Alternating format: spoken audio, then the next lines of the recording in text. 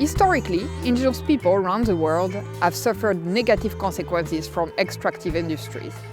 In this regard, a lot has been said about the negative impact of extractive industries on the human rights of indigenous people. However, far less attention is being devoted to the impact of renewable energy projects on the livelihood of indigenous communities and the environment. In other words, the discourse on environmental sustainability is eclipsing the issue of social justice.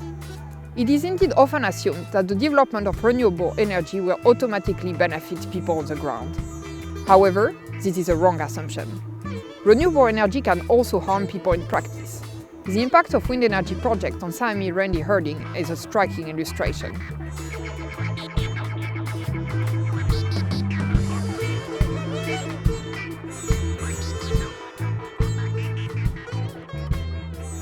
Sweden, for instance, is a country with large investments supporting wind energy development, but this is precisely triggering significant concern among the Sámi communities.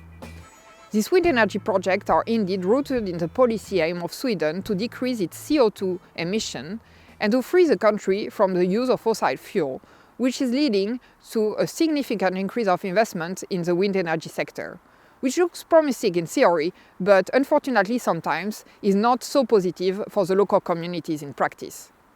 Let me give you one example. In 2010, the Swedish government approved the building of the Markbygden project, which is located in the surrounding of Piteå in the northern part of Sweden. With a plan to establish 1,101 wind turbines originally, this project represents one of the European largest proposed wind energy projects. Even though this project is laudable in many aspects, it might, however, have a significant impact on the Sámi people. Why? Because 1,000 turbines are being built on the traditional reindeer grazing land of the Sámi communities.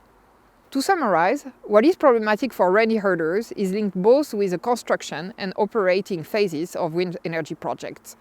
In the construction phase, it is the noise and human presence that can disturb reindeer. In the operating phase, the impact is more difficult to measure, but it is linked with the establishment of the turbines and the construction of new roads that can also disturb the migration of reindeer. As a result of the establishment of wind energy projects, reindeer herders lose part of their pasture.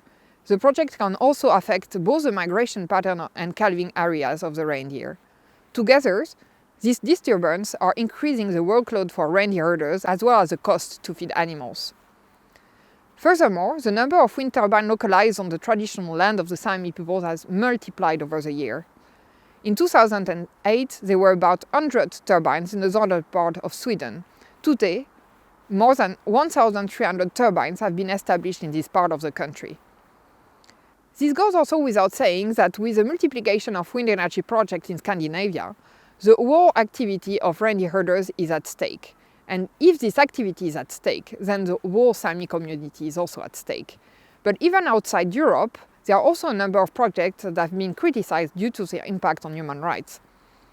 For instance, in Kenya, the wind farm of Lake Turkana wind energy project supported by Finnish public investments has been challenged due to its impact on the rights of indigenous community living in the area.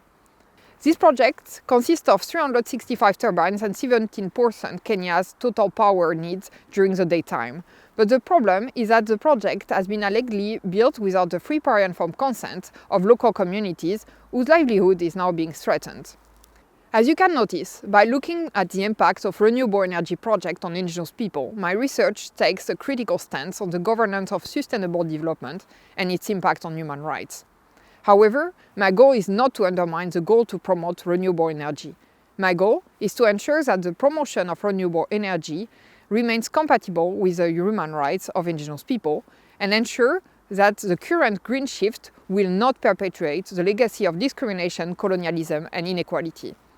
More concretely, the goal of my academic research is to influence policy making and business activity by making government and business representatives aware of new challenges for sustainable development. If we do nothing in that sense, the dark sides of the green transition might become so huge that the benefits will be overshadowed by their negative impacts on people.